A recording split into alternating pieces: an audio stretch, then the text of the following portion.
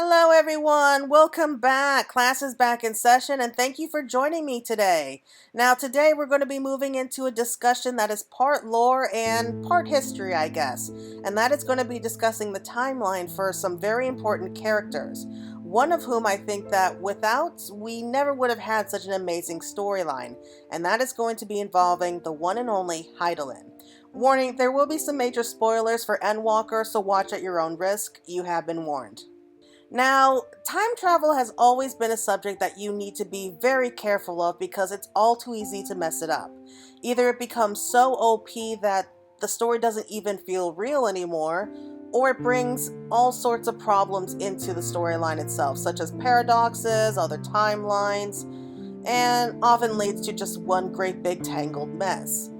But the way that they pulled out time travel in Endwalker was a brilliant move to me, and I love how they were able to kind of tie everything together, and they told it in such a way that it feels like it all made sense. But like with all stories of time travel, it can be confusing, so this is going to be a discussion, or rather an explanation of the timeline for the two main characters involved, mainly Venat and the Warrior of Light. So just to sum everything up before we go into too much details, if you're wondering who Venat really is, Venat became the goddess-like being known as Hydaelyn, or also known as the Mother Crystal. She was given that name for the few times that she was able to speak with her chosen. It was in the appearance of a sentient crystal, which was not actually a part of her, but it was something that she used as her face when she was speaking with her chosen. Now, the goddess Hydaelyn served as the heart, or the mother of all life here upon the world known as Hydaelyn, though it did go by a different name at one point.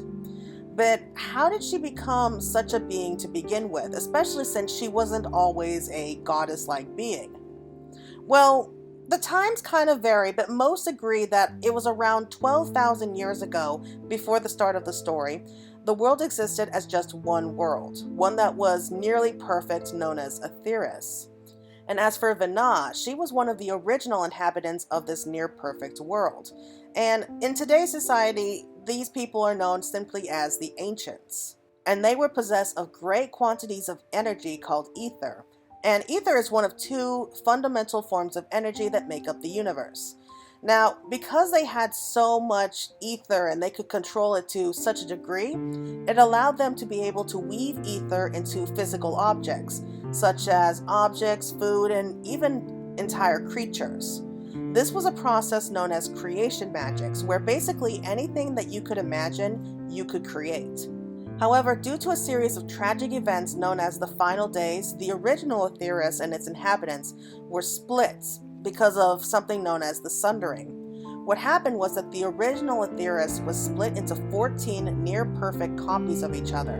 So instead of having just one solid world, they were all divided between 14. And all the ether from this one world was also divided equally between them, resulted in beings that were very thin in ether, had shortened lifespans, and they were unable to use any more creation magics. And out of everyone, only 3 of the original inhabitants survived being sundered and began a long plan to try and rejoin the shards to the source world and try to restore the world to how it was 12,000 years ago. And it's really because of the source world where most of the story takes place that we find out about a lot of this. Now, these 3 beings who are trying to cause all these worlds to rejoin together, they became known as the Ascians. Because since their first disastrous attempt to try to rejoin these worlds resulted in the 13th shard becoming an empty void, which kind of crushed the possibility of it ever rejoining with all the others. However, they learned from their mistakes and decided to move at a much more cautious pace. Instead, they chose to try to manipulate the people as they saw fit to try and trigger these calamities, and thus weakening the bonds between the worlds to such a point that they will rejoin together and basically kind of fuse together. As a result of this, there have been 7 attempts already, and 7 different calamities that cause untold devastation and so much death across this world, especially the source world, leaving only a handful of shards left. At this point in the story, only the 1st, the 4th, the 8th, the 9th, and the 11th shards remain. As for all the others, basically entire worlds have all been wiped out, including the people, creations, like everything else is just completely gone and just rejoined together with the source world. And at this point, the source world and the people there, they're about 8/14 whole. But that's a whole different story. What we're trying to focus on here is who was the one responsible for the Sundering. It was a woman by the name of Venat. So Venat was actually a very important character despite the fact that she had such little screen time. And that's because she was the one who set up the foundation for the entire story for us. Without her, this story would never have been built upon, nor would it have risen to such great heights. I'm not here to judge or to praise her for the decisions that she made. That's in the next video I'm doing. I'm just here to discuss the events that led up to her deciding to sunder the world. So over 12,000 years ago now, Venat was born upon the unsundered Ethereal. She was born a brilliant scholar and an adventurer at heart, and in her youth she decided that she would venture out and search for answers. She traveled all across this world, also known as a star, and she herself admits that at one point there was not a place that she had not traveled to upon this star. So I would say that she spent at least a good few centuries traveling about, helping people and solving problems to help make the star a better place. She came up with many new concepts that were used by others for years to come before the Sundering, and as such she was very much respected by most of the population, I would expect. Because of her many accomplishments, it drew the attention of the Convocation of 14, which was the ruling body of the city of Amarant, where she was offered the position of Azim.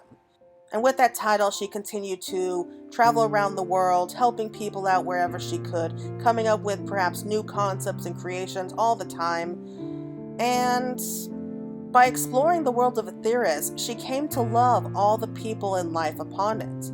I would say that she held the position for many more centuries to come after that.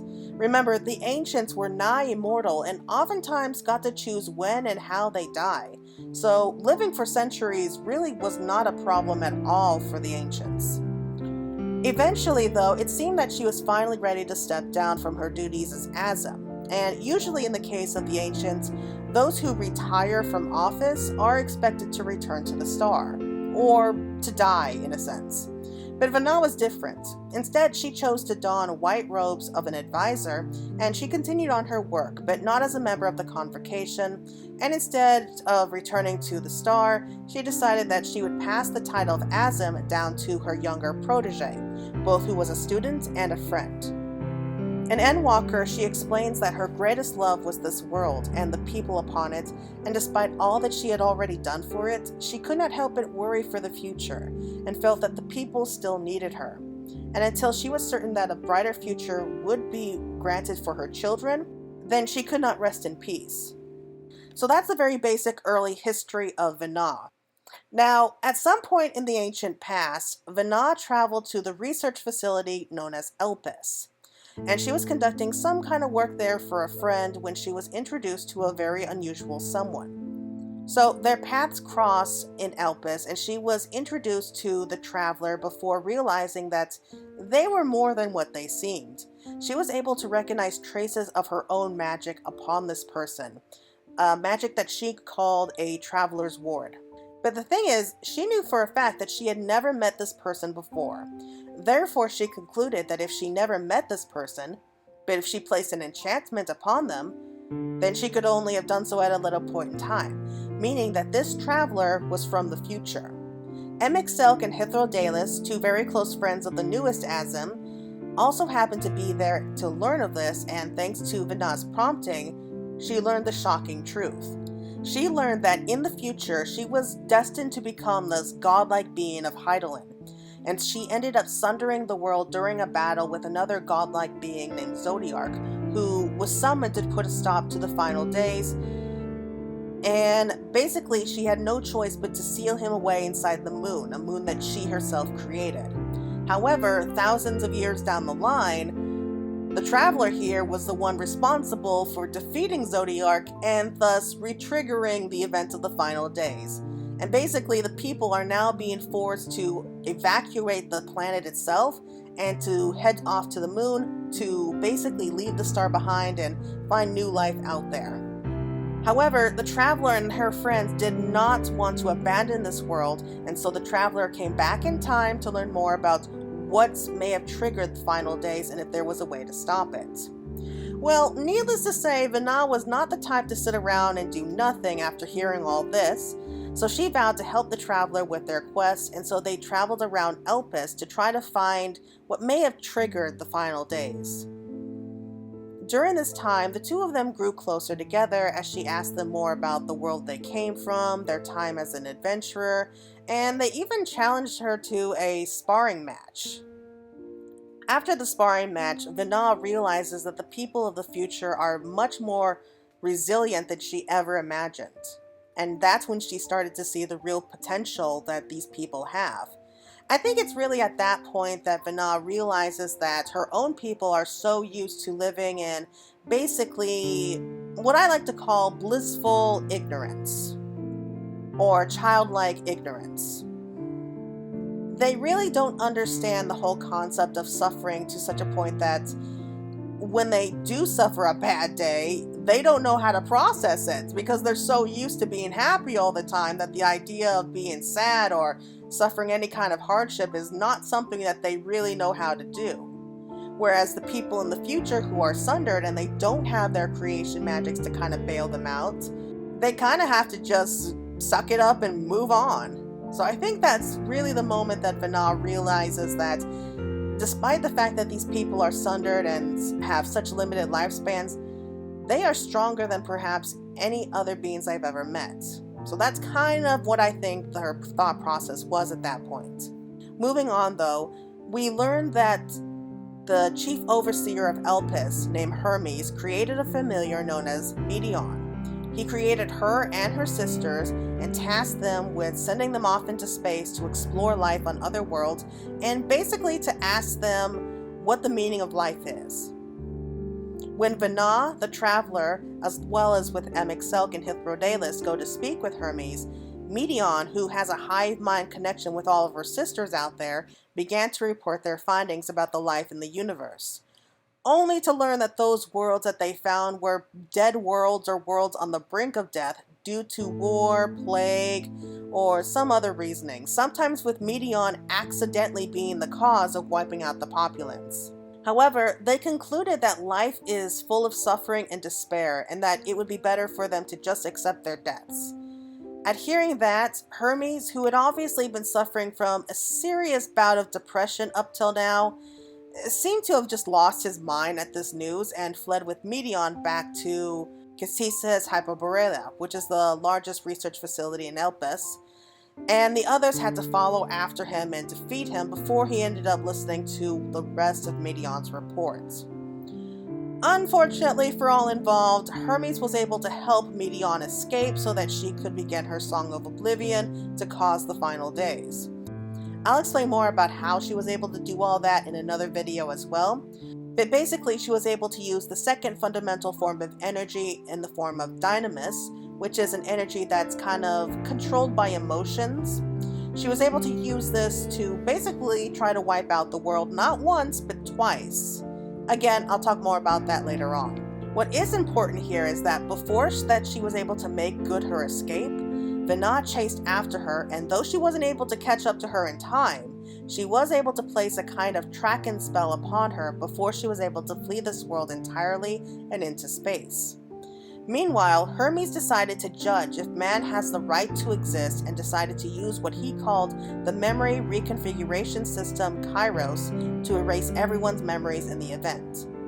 Thanks to Hydaelyn and Emet-Selch though, Venat and the Traveler were able to escape in time with their memories of all they learned still intact, though the memories of the others were wiped and resorted to their original selves, including Hermes, who came back to a sane of mind. Apparently he didn't remember that he had lost his mind. Having forgotten everything, Emet-Selch took the wounded Hermes back to Amarant, where he was offered a position on the Convocation as Fandaniel, and having believed that Medion was also destroyed thanks to his own memory wipe, Hermes did eventually accept the role of Fandaniel. Venat concluded that there was no point in trying to get the others to listen to her, in fear of what Hermes might do next should he be made aware of his own actions. Not only that, but Hermes was instrumental in helping to halt the final days, and so she decided that she would fight from the shadows, finding those whom she could trust with the truth, and work on finding a way to prevent Medion from destroying this world. She also feared of what would happen should the people learn the truth of that report, for Ethereal may suffer what the other civilizations did, even before the Song of Oblivion could reach Ethereal. Yet she still needed to gather supporters and encourage the traveler to use the knowledge that they had gained in Elpis to help them in the future. So after all that, she escorts the traveler back to the portal that brought them to Elpis in the first place and saw them off before she began her work. It's unknown how long after that before Medion was able to trigger the final days. I would guess that she would need to find a place in the Great Expanse to bunker down as her nest and to meet up with her many sisters before she would even try. So I would say a few months at the very least, maybe even a few years after her escape before she felt that she was ready. During that time, though, Venat had gathered a group of Amaradians whom she felt that she could trust, and I imagine that they must have kept an eye out for any kind of signs that the final days were coming. Unfortunately, though, the final days did fall upon Ethereal, and I can only assume that their precautions just weren't enough to stop it, or perhaps it just spread so quickly that there was just too much for them to handle all at once. Thanks to Hermes, now Fandaniel, though, the Convocation came to suspect that it was the stagnation of celestial currents that were causing this chain reaction, and summoning the concept of Zodiarch to rewrite those rules of creation may be their only option. However, the cost was vast, resulting in half of their remaining populace being sacrificed for their ether to summon him. Venat then gathered with those who opposed the Convocation's decision to summon Zodiarch at so great a cost, and they chose to find a way to bind Zodiarch. See, they knew that without Zodiarch, then the final days would only continue, so they couldn't outright kill him. And so Venat decided that the best option was indeed to go ahead and seal him away, so she came up with the idea of creating a moon, and basically just keeping him locked up inside the moon as his prison. By keeping him alive, that would ensure that the final days wouldn't come to the world again and would prevent Zodiarch from being free to do whatever he wanted. Unfortunately, she did remember that thanks to the traveler's story, she knows that it was only going to be a matter of time before Zodiarch would break free and later be destroyed. Still, this would hopefully buy them the time they needed.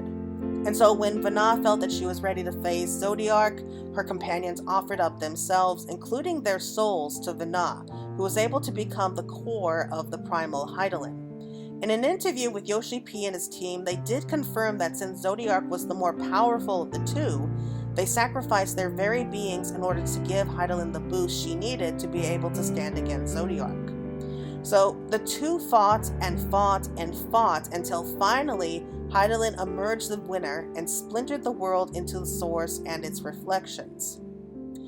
Up until that point, it was assumed that maybe it was all done by accident, but no.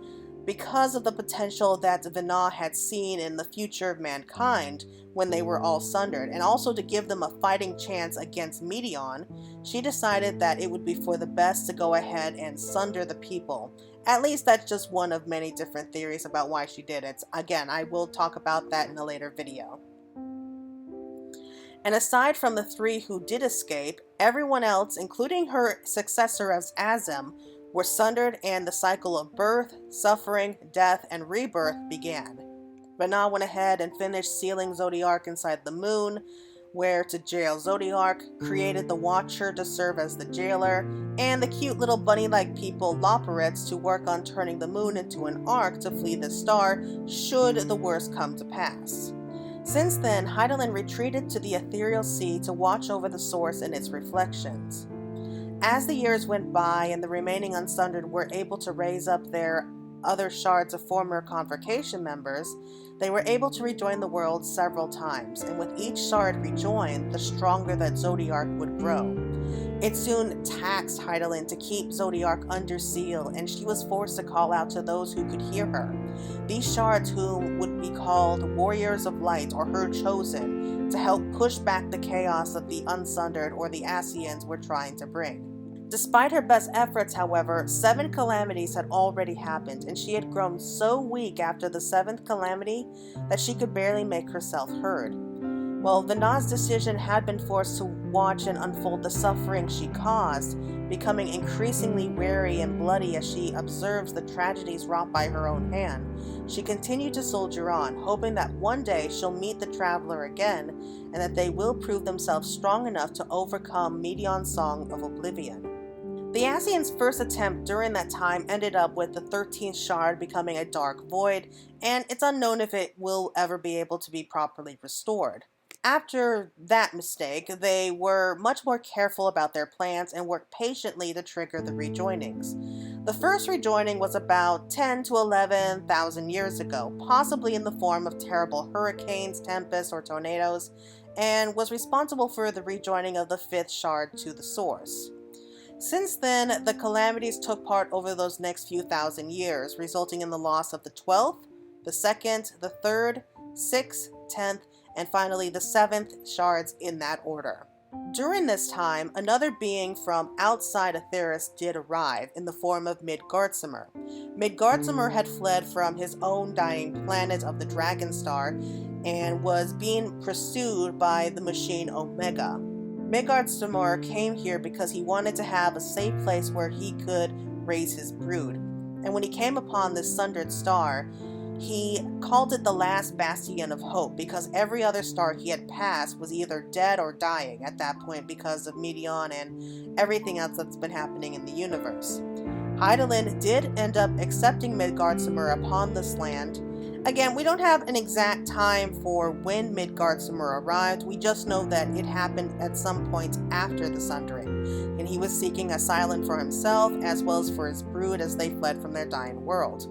When he arrived, he made a kind of deal with Hydaelyn, most likely to help look after this world and protect this last bastion of hope for both her children as well as for his own. And then finally, 12,000 years later, the traveler appears. They are born into this world, and where they come from kind of varies, but eventually they set off on their own to have their own grand adventure.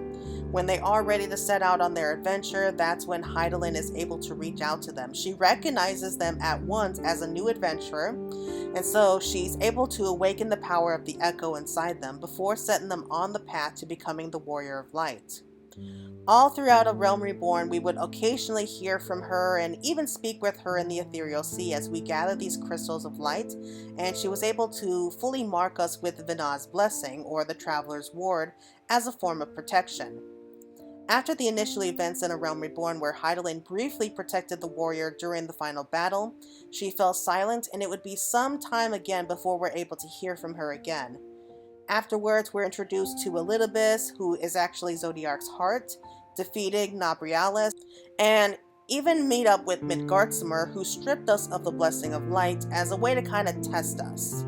It seems that he may have had some kind of idea of her past, for upon meeting with the Warrior of Light, he stated that they were not gifted, but rather chosen. As such, he decided to test us by stripping us of Hydaelyn's powers and see if we have the strength to overcome the trials ahead. Immediately after the events of the Bloody Banquet, we were able to flee through a tunnel beneath the city. That's when Minfilia is briefly able to hear from Hydaelyn. What it is that she says we don't know, but it seems that she knows that she can't turn back at this point. Instead, she tells us to run on ahead and to just do what we can to protect this world, that we are hope incarnate. That's when she turns back and runs to be caught up in Y'shtola's flow spell, and eventually delivered onto the Ethereal Sea and to Hydaelyn herself. That's when she gives herself over to the Primal to give her a much needed power boost. Because again, at that point, Hydaelyn's energy was pretty much spent. And so it was becoming harder and harder for her to hold on to the seal containing Zodiark. So it's impossible to say for sure what would have happened, but I think that there's a very likely possibility that Zodiark might have grown strong enough at this point that he could have broken free if Hydaelyn had grown any weaker than she had been already. So that was the reason why she reached out and ended up connecting with Minfilia, who always had a very strong connection with Hydaelyn. Whether or not Minfilia was told the entire truth, like what Hydaelyn truly was, that she was once Venat, and that even the Warrior of Light was destined to go back in time and meet with her, we don't really know for sure. That was never stated. But I can't imagine that she would spend all that time with Hydaelyn and not be aware of what was going on. If nothing else, it does explain how Minfilia suddenly seemed to know that the Warrior of Light would be needing Oddbird's help when we were able to speak with her briefly in Shadowbringers. Either way, we end up losing Minfilia, and we pretty much lost all kinds of contact with Hydaelyn throughout our journey as we aim to put a stop to the Dragonsong War. During this journey, we slowly were able to break down the walls that made Garthsumur built up around us, thus earning his respect, and also able to hear very briefly from Hydaelyn the moment that the blessing returned to us. Of course, that was only for a couple minutes, and that would be the last time that we would hear from her until the events of Endwalker. All throughout our journeys across Doma and Ala-Mhigo, and even across the First, where we learned the truth of both her, Zodiark, and even the truth of the ancient past, we still don't hear anything from her. So it gets to a point that it almost feels like abandonment, like Hydaelyn pretty much gave up on us. We were given a brief look at the Mother Crystal and learned of Minfilia's fate when we journeyed through the Anti-Tower before the end of the Dragonsong War, as well as meet up with the warriors of the First, who were fighting to try and spare their world being swallowed up by the light. Later on after the war, Minfilia appears before them thanks to Urianger, and with their crystals of light that they also received from Hydaelyn, they were able to give a much needed boost to the ever-weakening goddess, to a point that she was able to release Minfilia from her care and allow her to go to the First to try and help save it. Later on, after we free both Doma and Ala-Mhigo, we also journey to the First and we meet up with Emet-Selch, again one of the Sundering Ascians. And he eventually tells us more of the past, eventually being the one to tell us that Hydaelyn is in fact a primal. We learn the truth of the final days and what the Ascians are trying to do in restoring the world to the way it was. In the end, we managed to defeat both him and later on Elpis and free the First from the everlasting light, and even able to help our friends return back to the source world. So everything seems good up until this point.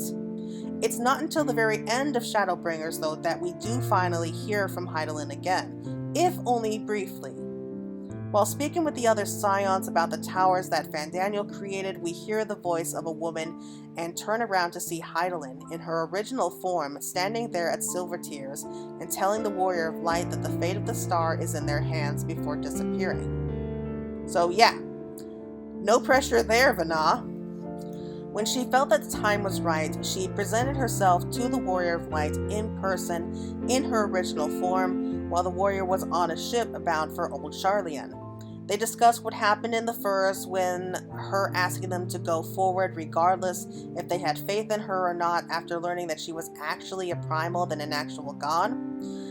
And she later is able to use the body of one of the Scions, this time Kryl, to be able to gift them an Elpis flower, which would later serve as a guide to bring the warrior back in time to Elpis.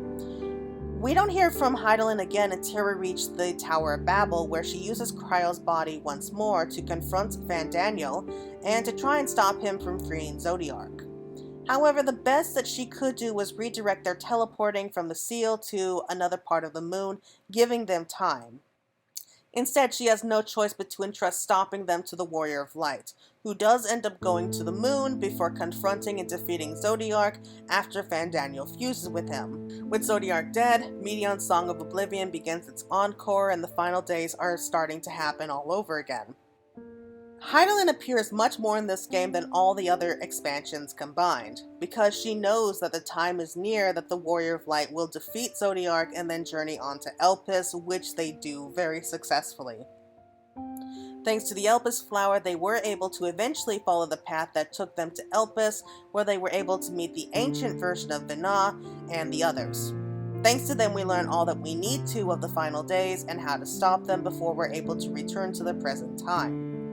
And the moment that we do return to the present, this is when we come full circle, realizing that now we must speak with Hydaelyn in person, for she's the only one who knows where Medion is.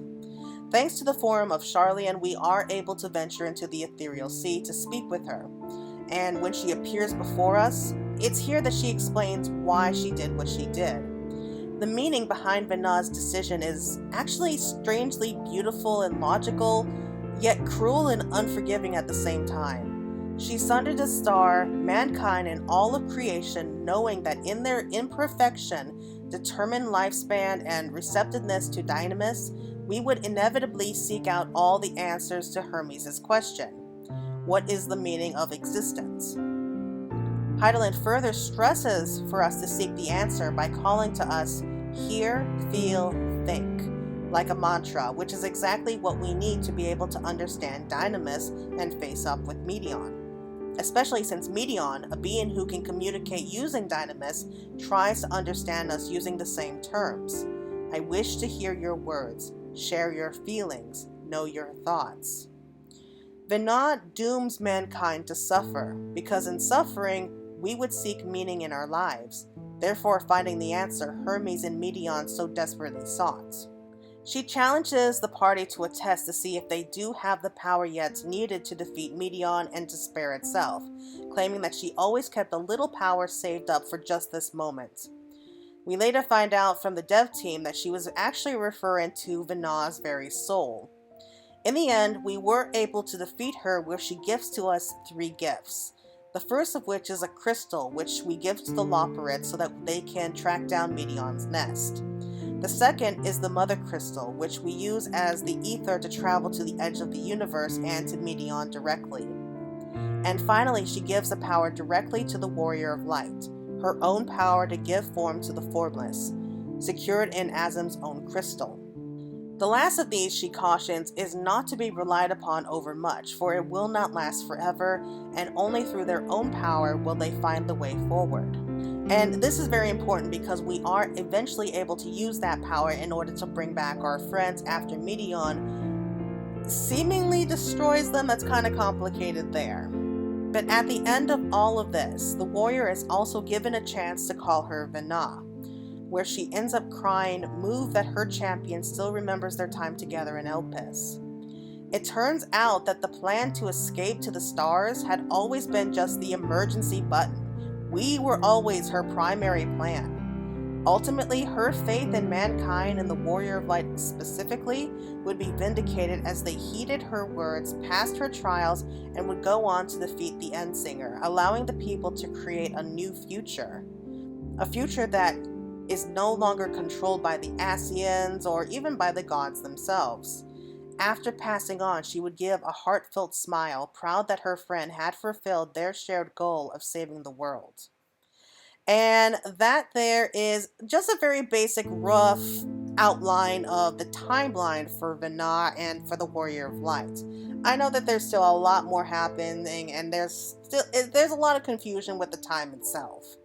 But that there is just the very basic storyline for this loving goddess. I mean, she's kind of like, it's very difficult to try to describe everything here that happened. On one hand, you understand why she did what she did. On the other hand, you can't help but condemn her for why she did what she did. The way I see it is like a bit of tough love.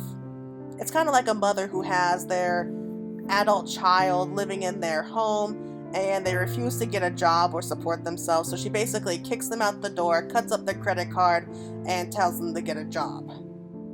Tough love, but at times that's kind of what we need.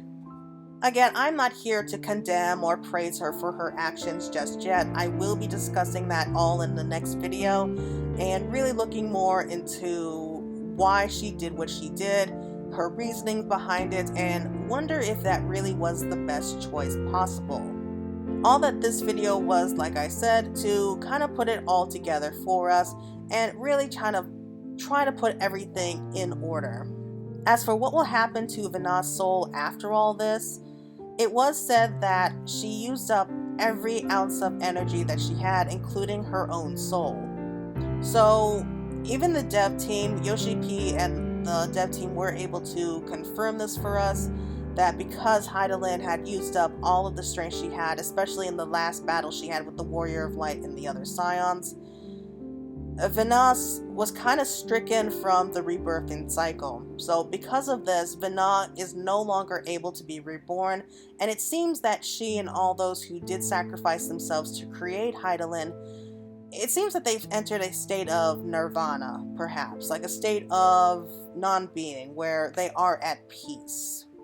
I certainly hope it's true, because it would break my heart if it turns out that she's just gone as if she never existed. I always wanted to believe that Hydaelyn was good. I mean, I didn't think that she was perfect. She made a lot of mistakes, and there were a lot of difficulties in this whole thing. When I was playing through Endwalker, when we got the chance to meet with Venat, it was just so much.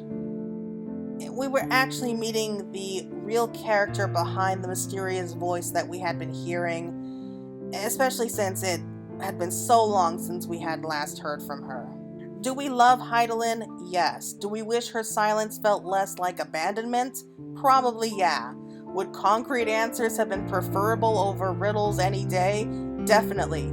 Was that period of existential dread where we had no way to know if we were tempered or not really awful? Absolutely! But because the Warrior of Light here is a bootstrap paradox with no real clear origin point now, telling all of this to people who can get it in a way that not even the Scions really could, even if they might not fully believe it in some way, it's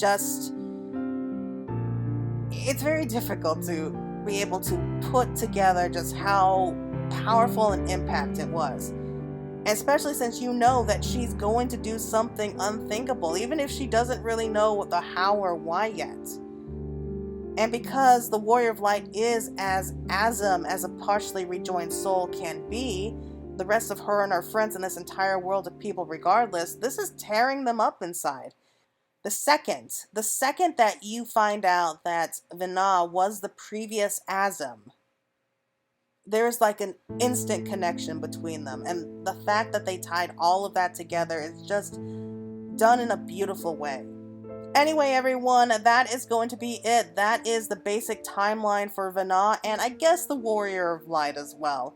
This here was a lot of fun actually all put together. I'm glad that I was able to do this, and I do hope that you're going to be looking forward to the next video, which is going to be discussing in much more depth about Venat's choices and the reasoning behind she did what she did. So I hope that you're looking forward to that. Anyway, everyone, that's going to be it for right now. Thank you again so much for watching. I hope you all enjoyed it. As for your homework today, just leave a comment down below and ask me what you thought about when you first learned that Venat was actually the previous Azam.